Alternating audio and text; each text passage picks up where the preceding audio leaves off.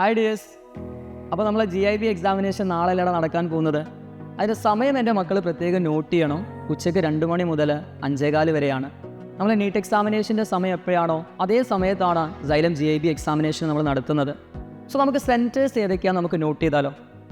കോഴിക്കോട്, അതുപോലെ കണ്ണൂർ, കോട്ടയ്ക്കൽ, തൃശ്ശൂർ, എറണാകുളം, കോട്ടയം, ആലപ്പുഴ, കൊല്ലം, ട്രിവാൻഡ്രം, ഇത്രയും ഡിസ്ട്രിക്റ്റിലുള്ള Xylem hybrid സെൻറ്റേഴ്സിൽ വെച്ചിട്ടാണ് എക്സാമിനേഷൻ നടക്കുന്നുണ്ടാവുക. അതേപോലെ പാലക്കാട് ഡിസ്ട്രിക്റ്റിൽ നമ്മൾ നോക്കുകയാണെങ്കിൽ Xylem ട്യൂഷൻ സെൻറ്ററിലാണ് എക്സാമിനേഷൻ നടക്കുന്നുണ്ടാവുക. ഇനി അവിടെ പ്രത്യേകം നിങ്ങൾ നോട്ട് ചെയ്യേണ്ടത്, പല മക്കൾക്കും ഇതിൻ്റെ ഭാഗമാവാൻ സാധിച്ചിട്ടില്ല. ഇപ്പോൾ രജിസ്ട്രേഷൻ ചെയ്യാൻ പറ്റാത്ത മക്കളുണ്ടെങ്കിൽ നിങ്ങൾക്കൊരു ഓപ്പർച്യൂണിറ്റി ഉണ്ട്. അതെന്താണെന്ന് വെച്ച് കഴിഞ്ഞാൽ, നിങ്ങൾ എക്സാമിനേഷൻ നടക്കുന്നതിൻ്റെ 1 മണിക്കൂർ മുന്നേ നിങ്ങളുടെ വീട്ടിൻ്റെ അടുത്തുള്ള ഏതാണോ അതിൽ സെൻറ്റർ വരുന്നത്, അവിടെ എക്സാമിനേഷൻ്റെ മുന്നേ 1 മണിക്കൂർ മുന്നേ നിങ്ങൾ എത്തിയിട്ട് സ്പോട്ട് രജിസ്ട്രേഷൻ അവിടെ അവൈലബിൾ ആണ്.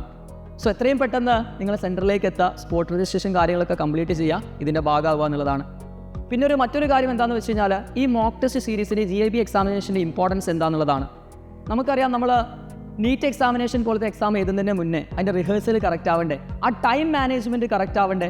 പല മക്കളും ചിലപ്പം വീട്ടിലിരുന്ന് പഠിച്ച കുട്ടികളുണ്ടാവും. സോ പ്രത്യേകിച്ച് ആ ഒരു ഓഫ്ലൈൻ എക്സ്പീരിയൻസ് നമുക്കുണ്ടെങ്കിലേ എക്സാമിനേഷൻ അടിപൊളിയാവുള്ളൂ. അപ്പോൾ അതും കൂടി നിങ്ങൾ എക്സ്പീരിയൻസ് ചെയ്യാം. ഒരു 8ഓളം മോക്ക് ടെസ്റ്റ് സീരീസ് എഴുതി കഴിഞ്ഞാൽ നമ്മൾ ആ ടൈം മാനേജ്മെൻറ്റ് കാര്യങ്ങളൊക്കെ അടിപൊളിയാവും. സോ നമുക്ക് കാണാം. All the best workers. By.